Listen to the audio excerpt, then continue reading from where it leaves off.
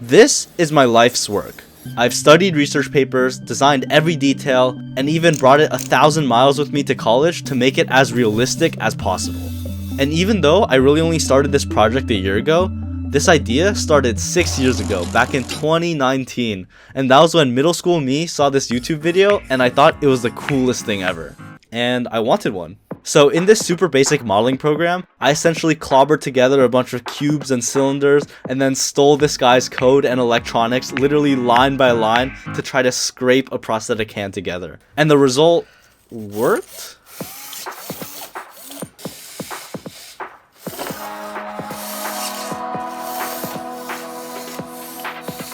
It kind of looked more like an oven mitt, and the whole thing was hot glued to a cereal box, but despite all that, I loved every moment of it. And I wanted to make it better. So for my final project in my final year of high school, I decided to make another prosthetic hand. One that looked more realistic, one that was able to do actual hand signals, and also grab a bunch of different objects. Things from water bottles to maybe even pencils and pens. But also, I kind of just wanted to see how far my skills have improved since the first version. And one thing I'm better at for sure is actually using my brain and like reading. Cause I remember seeing this exact same research paper 6 years ago and being like, huh, that's a pretty picture. But it turns out these words actually mean something. For a lot of prosthetics and research papers, they use a technique called biomimicry, where you mimic biology by essentially copying the anatomy of a real human hand. For instance, they use 3D scans of real human bones, and that's because these bones have a very specific shape that's evolved over billions of years to be optimal. Between the phalanges, the bones are more cylindrical shaped, and that naturally restricts the movement to one axis. And you can see that pretty clearly in this simplified design, where the joint makes it so it can only move up and down but not side to side. On the other hand, the bones in your knuckles are more spherical, which allows for two-dimensional movement. And here's a simplified model of this too, where the spherical surface allows it to move in a bunch of different directions. So for my design, I also use a 3D scan of some dead guy's bones, and also another model of a properly scaled skeleton. And in terms of improving my skills, I'm using a software called Fusion 360, which is a pretty big step up from that Lego like rip-off looking software that I found in middle school. And I've actually used Fusion 360 a lot. But because we're using scans from real life, they're actually using meshes, which are a lot more complicated and I've actually never used before. So I picked up some useful tricks like reducing the number of triangles so that it could actually like render and run on my computer. Then I sized and laid out the bones according to the scale skeleton model, mostly focusing on the bones that had a connected moving joint. There's a ton of complicated bones in the base of your palm, but because they stay pretty still, you can kind of just simplify that down and represent it as one solid block. However, this bone here, called the trapezium, is super important. It has a super unique saddle shape, and this is part of what allows your thumb to make such complicated movements. A couple of research papers go super in depth about this, but the idea is that it gives your thumb a large range of motion across your palm, vertically, and a little bit of rotation as well. Then it has ligaments which hold the bones together and constrain the movement to a specific operating range. These ligaments are actually the main biological component which make up a joint because they're what actually holds the two bones together. In your finger, the ligaments are placed in specific locations so that you can easily bend your finger in one direction but not as much the other way. However, these ligaments are soft, so there's a little bit of wiggle room side to side and rotating, which allows your fingers to sort of naturally move and adapt to a certain grip. To mimic this, researchers used rubber and string in the same places where your ligaments go in your real hand to give you a realistic, limited range of motion and that little bit of wiggle room flexibility. And after a bit of 3D printing, I got a simple demo setup made with an index finger and a thumb. For me, I decided to just use string because it was a lot easier to cut and adjust the length if I needed to, and I could just screw the strings into the bones.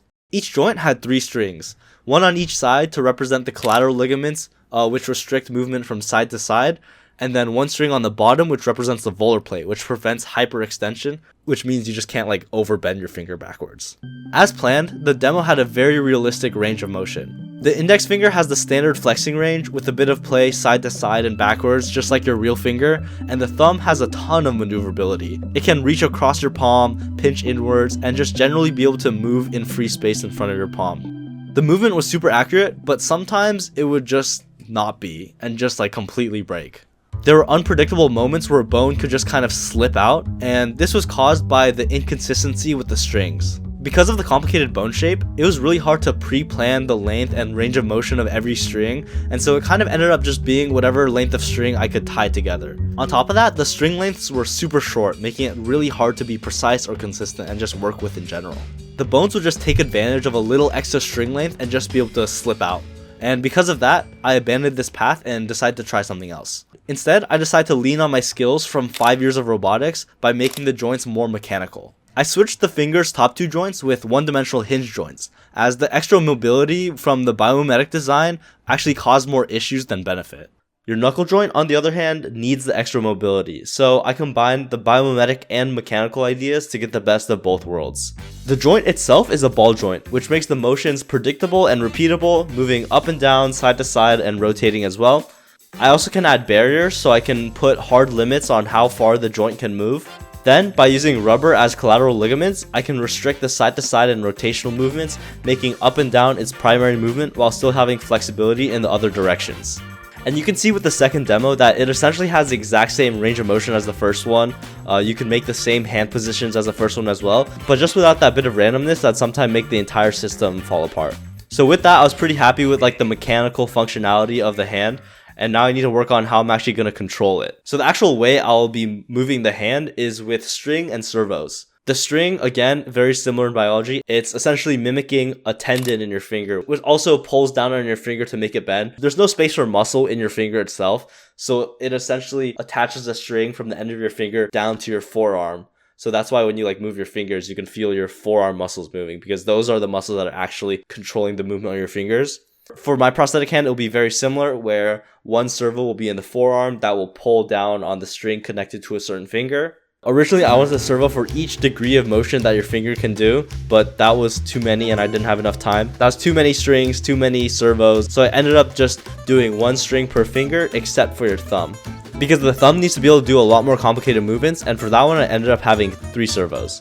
One for this across motion, one for the pinching motion, and one for the thumb flexing motion. At this point, the deadline for my assignment was coming up soon, so I really had to pick up the pace and work a lot of long hours to get this finished. For 2 days straight, I essentially just copied the design from the index finger over to the other 3 fingers, but using each finger's own 3D scan bone model so that it would fit the sizing correctly. And after that, I started 3D printing all the components out and assembling it together. Here's kind of what the process looked like to put together one of these fingers. First, I took off all the 3D printed supports, all of the weird gunk that gets messed up on the 3D printer, and made sure all the contact surfaces were clean so that pieces would fit together. For instance, for the metacarpal bones, I'd make sure that the surfaces were clean enough to snap into the palm and they were able to be screwed in. So first, I would test fit all the pieces together here. Your knuckle joints are ball joints, so I had to make sure the balls were actually round so they could rotate nicely in their little socket. The way that I designed it was that the socket was in 2 pieces, so you could put the ball joint in and then put the socket cap on top, and then you can screw it together. That screw point would also be the same screw point where you attach the rubber ligaments. Yeah, screw that in, baby. Do not put that in the video. The other joints, the one-dimensional joints, were a lot simpler. It was just a singular screw acting as the axle of the joint. You can just screw those in nice and easy. To string the finger, first I would cut a length of string to make sure there's a bunch of excess for later. I thread it through the hole in the top bone and then screw it down so that make sure it doesn't move. And then I'd add tape around each bone so that the string would be nice and flush against the bone. And that's what the little canal in the bone is for as well, is so there's a little passage for the string to go through.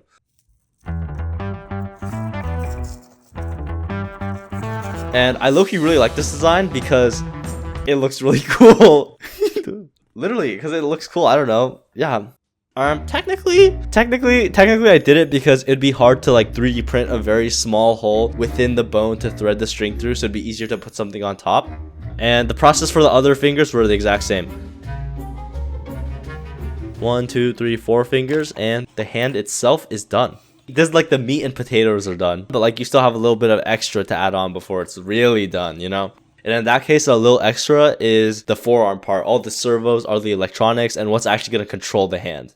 I designed what I call is a servo cage, where it was just this square with servos facing inwards, and then each servo would have a little spool on the end that would connect to strings connecting up to the hand. I tried to make it really compact and like forearm-like, but the servo just ended up being so big and chunky, and I didn't have a lot of time to design it that quickly because I needed to finish the assignment so I don't get a fucking failing grade on it. So yeah, we have a big and chunky servo cage. It adds to the aesthetic, you know? Oh, wait, one thing smart I did. I just remembered I actually did something smart on this. JK. I made the servo cage modular so I could print each piece individually and then screw it in with all of the excess screws I already had from all the building the rest of the hand and stuff. That cut down on printing time a lot because right now, low-key, the biggest priority is to turn in the assignment, you know? So I designed each servo compartment in a way that it didn't need to be printed with supports at all. So printing it out real quick, nice and easy. Wow. So convenient. Who designed it like that? That's so convenient. You literally just put the screw in the hole. Just put the screw in the hole, bro. Like a bunch of times over and over again.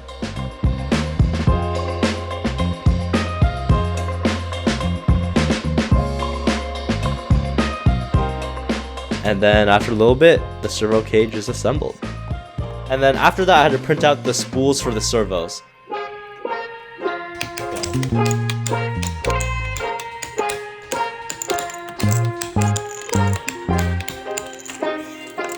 Each servo is actually responsible for two strings, right? It's responsible for the flexing movement, the string that pulls down to make the finger flex forward, and the string behind it, which causes the finger to extend back out. Because of that, I designed the spools to be in two pieces, not only so it was easier to print without supports, mainly because it was easier to tie two strings into the little spool groove and then assemble together, rather than try to feed two strings and like tie it together and like blah, blah, blah.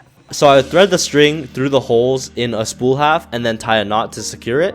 I do the same on the other half and then put the two halves together. I also had a little screw to help align the halves together because I wanted the strings to come out from specific points. And yeah, that just made it easier to assemble as well. From there, I'd mount the spool onto the little servo arm and then put the whole contraption onto the servo. I also had to thread the string through the little holes I put in the servo compartment, which would help keep the strings aligned and stay in the spool.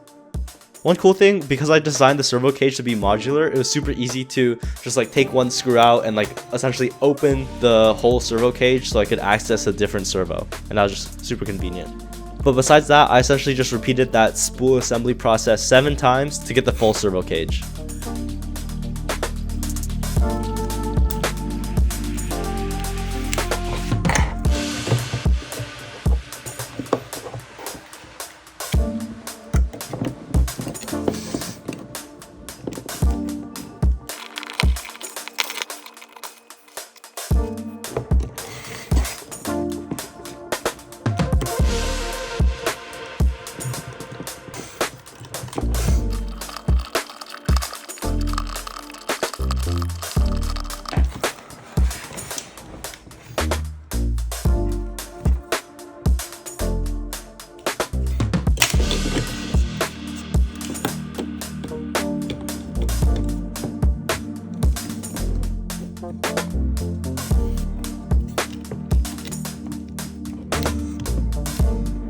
With the servo cage done, I have the two parts of the hand done and I just have to combine them together.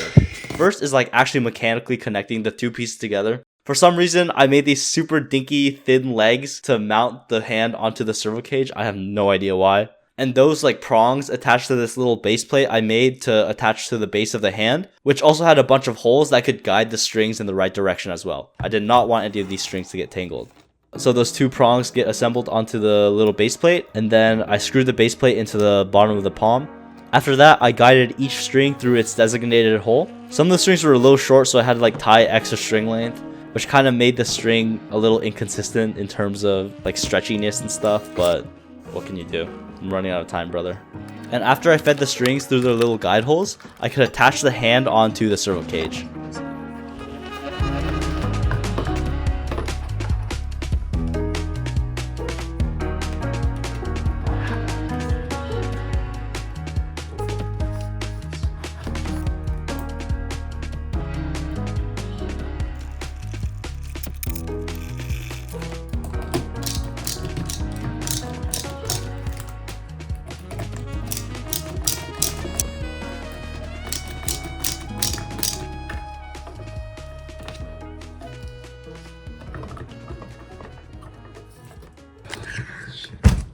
And here I just took a second to just look at the hand. Dog, look at that. Holy shit. At this point, most of the mechanical stuff is done.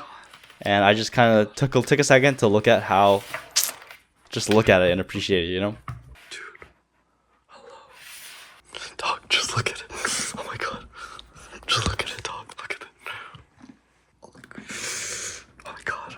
Oh my god. Yeah, it was also 3 a.m. I had to be quiet. I was very pumped though. It looked fucking cool. Oh my god. Oh my god. This is so fucking hello. Oh my god. Let's go. Let's go. Yeah. High five, bro. High five.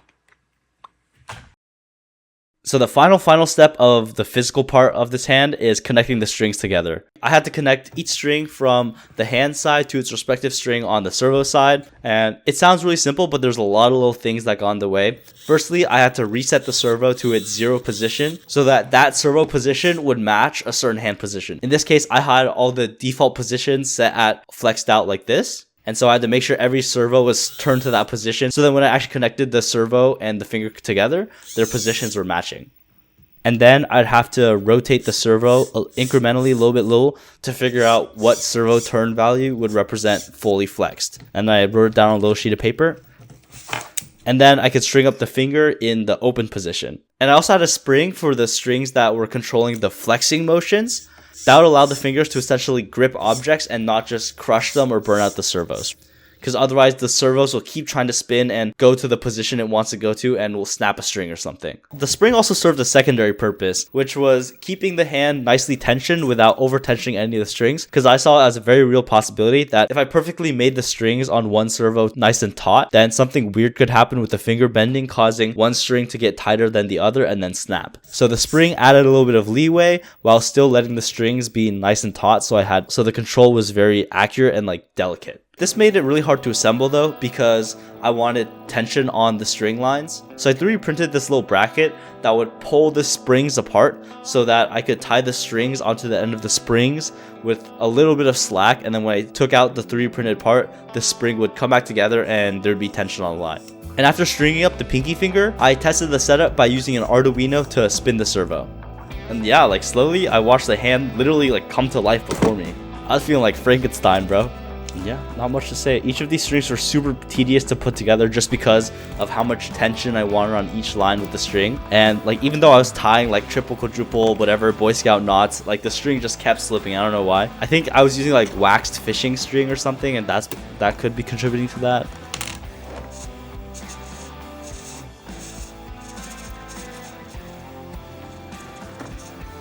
And with every string assembled, it got harder and harder to do the next one because there's just less and less space in that area to work on it. But I was determined to get my Frankenstein alive.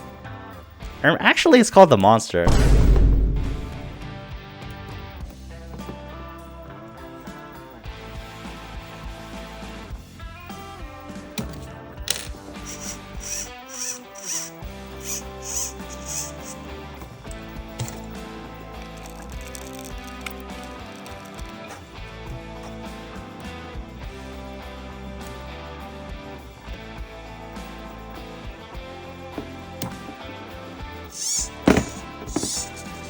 After stringing up 1 string per finger and then 3 for the thumb, I was finally done with the mechanical hardware side of the project. Finally fully complete this time. In terms of turning this in for my school project though, I was still running really behind. It was due in 2 days and I didn't have any of the electronics or code done at all. But I knew I just had to turn something in and try to finish as much as I could. I wanted my main electronics to be small, so I used an RP2040 microcontroller, which is very similar to an Arduino. I first set up an LED test just to make sure I knew how to communicate with the board, and I just wired it up on a breadboard because that was what was easiest. On my last prosthetic hand, I had a lot of overvolting and overheating issues with my servos because I powered them with 9-volt batteries. But the servos were only capable of running 6 volts, so they kept shutting off. This time, I wanted an adjustable power supply so I could give the servo exactly how much voltage it could handle. This way, I could maximize the servo without overheating it. I first tested running 1 servo using the RP2040, connecting the servo to my external adjustable power supply, and having a PWM signal wire from the RP2040 to the servo, which tells it how much to turn. Oh my god. After that was successful, I started connecting up all the servos on the hand. I still did everything on the breadboard because that was what was quickest and easiest. When I connected each servo, I made sure to test it first to make sure it was working, and then fine-tune the range of the servo so that it could utilize the full range of motion of the finger it was connected to. Got my spaghetti code. As I was testing though, I realized the servos would randomly turn to their max and like just start stretching the string. Yo, chill. Hello? Or they'd just be jittering the whole time, like an alcoholic experiencing withdrawal. I couldn't really figure out why this was happening, but since the servos were still working like 50% of the time, I just had to keep pushing forward so I could turn something in.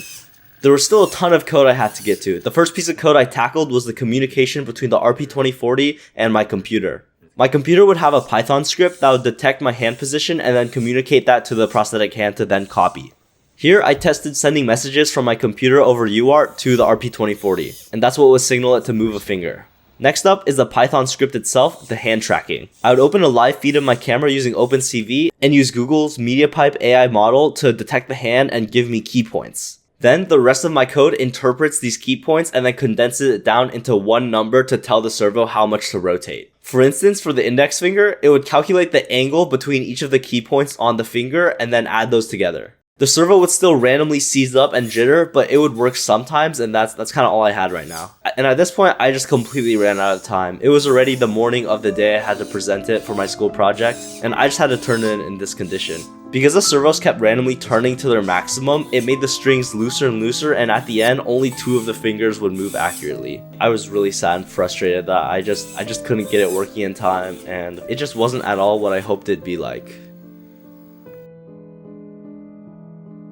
It was the last project I was going to do for high school and it turned out a failure. I just knew I couldn't give up. I just knew even though I didn't turn it in successfully, I just couldn't give up. Even though I had no goal anymore for it, I still had to keep trying. I wanted to finish it and finalize its vision.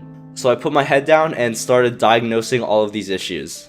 I already knew that the strings were too loose, so I completely took it apart so I could diagnose the servos more and then restring it up tighter later. I also brought the dismembered hand to my graduation for funsies. But back to the servos, I could see that they were clearly jittering and just moving all over the place. I did some Googling and it suggested that it was probably a power supply issue where the two grounds, the ground from the RP2040 and the ground from the external adjustable power supply, weren't fully connected together. And the grounds had to be connected together for the power signal integrity and to reduce EMI. Because I rushed everything and made the circuit on a breadboard, it was probably poorly connected, had pins slipping in and out, and just had some weird resistance within the breadboard. So I decided to hard solder everything together after I reassembled the hand. This time when I reassembled the hand, I used little 3D printed holes to literally screw the strings together because I noticed the strings were loose because the knots kept getting pulled tighter and tighter and causing more slack in the line. I also noticed that the string that was screwed into the fingertips weren't slipping at all, so I decided to reuse that idea for this part of the string as well. For the new circuit, I decided to use this perforated board that I've had lying around for quite a while. I've always wanted to do a project with it, but I never found a use for it, so I'm pretty happy to finally use it here. I quickly sketched out a plan for how to lay out everything and size it just so I could make it space efficient, and then I soldered it all together. I even used a multimeter to check for continuity just to make sure all my solder joints were well connected and I wouldn't run into the same ground disconnection issue as before. And after that, I soldered on a little bit of wire to act as cable ties, because this would prevent the servo wires from being pulled out of the solder joints anytime there's a little bit of tug on the line. Just a little trick I learned at a school club to protect your solder joints. With the new circuit board connected, I tested the new code and it worked a lot better with no jitters at all. No jitters, and it was very smooth. And I could clearly see it was a lot better when I tested out grabbing this pencil case. This was a really good time to finish the circuit board because it was time for me to move to college, and I decided to bring the whole project with me because I really want to finish it, and pretty much all that was left was just a little bit of code bugs before I could see it fully in action, my full dream realized. The final issue now was just the thumb control. Turning the AI vision model's hand key points into actual servo turn values were really easy for the other 4 fingers because that's essentially just 0 to 180, like how much is it bent forward. But the thumb is super hard to track properly because it has so much potential movement. Because it's only one camera, it can't actually see depth on the thumb, so it's really just guessing where it thinks the thumb is in 3D space. In certain positions, the thumb just looks smaller rather than farther, and that made the thumb's compound movements impossible to capture in the data. I tried a couple other ways of extracting the thumb position from the data, like measuring different angles, measuring the distance from a certain bone to a certain point, but the main issue was that the AI computer vision was just seeing the wrong thing. It thought the bone was in the same position, but just literally getting shorter.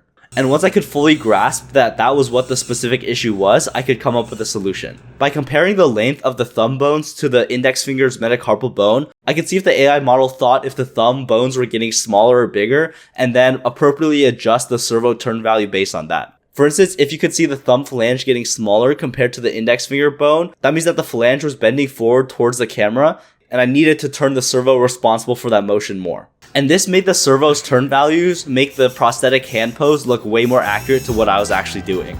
Dude, it's actually working. Look, ready? Look, I can pinch it inwards. I'm gonna make it pinch more, right? And then I can fold it over and also pinch it. Oh, also pinch it inwards like that. Dude, seriously? Can you make it grab my dick? Shut the fuck up. There were still some really small bugs, mostly related to the AI vision detection, but those were really small and it was working fantastic. And with that final line of code, we are finally done. Actually finally done. An entire year of work, many late nights, many crash outs, and a plane flight. I want to see if this really lives up to the vision I had for it. And let's see it fully in action. I'm going to test literally everything. A bunch of different hand positions, bunch of different poses, grab a bunch of different objects, literally everything. Let's first try out some simple hand signals. And those are easy, no problem. They follow it almost to a T. And that was super refreshing to see. The thumb was super mobile and could make super complicated motions just like I wanted. Oh my god, wait, look! Holy shit! Like here, I can make the thumb spin around in a circle.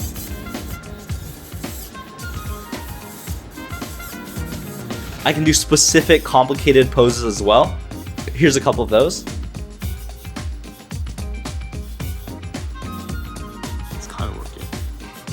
And I can also make the thumb almost touch each of the fingers as well. Holy shit, wait, what? Which is like some super precise control. Oh my god. Ah.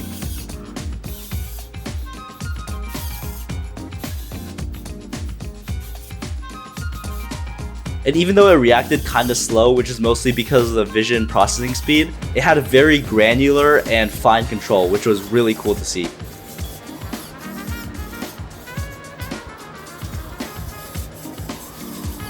I'm so happy at how it turned out so far. I slowly had another issue. As I retensioned the strings more and more, it would cause the fingertips to get stuck curled downwards a little bit, but I didn't mind. The overall functionality was still amazing to see. So let's start testing grabbing some objects. Starting with the easiest, just this towel. It's very forgiving to grab and very soft. It can just mold to whatever shape you want. The easiest test. I'm gonna need both hands to record this though, so Hold it in my mouth. grabbing the towel, no issue. It had a nice and firm grasp. Nice. Holy shit, look at that. Next up is this orange. It's a lot smaller, it's a round shape, and the fingers will have to wrap around the orange to get a firm grip. And nice, that was super easy too. You can really see the fingers fold around the orange shape, which is exactly what I wanted those rubber ligaments to do. And grabbing a sock, pretty easy as well. Nice and easy, no issue. I do see another little issue forming. Because there's only one string for each of the 4 fingers, it starts moving the finger from the top bone down, which causes it to wrap down and not really get a big grasp. You can see though, if I manually move the knuckle joint first, then it grasps anything super nicely. And you can see this issue a lot clearer on bigger or more slippier objects. Like this plastic cup, it just can't extend the grip out large enough and it starts digging in at the fingertips first. And then the fingers will just slip because there's not enough friction. Instead, it just awkwardly kind of holds the cup from the pinky and thumb finger. That's still a pass though. You can see for the mouse as well, because it's slippery and has a weird shape, it can only hold it awkwardly for about a second or two before it slips out. And some easy improvements to this would be adding some grip tape or adding a little bit of soft material to the bone to act as like finger fat, and even putting a glove over it on top to act as the skin. And that'll just give it a lot more hand-like squishiness and friction. And testing this Red Bull, you can see it has the same gripping bone order issue, but if I help it along by moving the knuckle joint first, it can get a super firm grip on it. Super firm, like this is almost a perfect grip. This is almost exactly how I would hold this can. It's crazy. And if I were to improve this, I would add 4 more servos, 1 for each knuckle joint so that it could have its own axis of movement as well. Even though it's got some areas to improve, I want to try the pen grip still. This is the hardest grip I've tested by far, and my old prosthetic hand 100% could not do this. And this was one of my biggest goals I wanted the hand to achieve, because this would really prove that my prosthetic was dexterous and had good motor control. I started off extremely slow, just slowly moving each finger into position. I made sure that I was holding onto the grippy part of the mouse for good friction, and I slowly let go of the pen.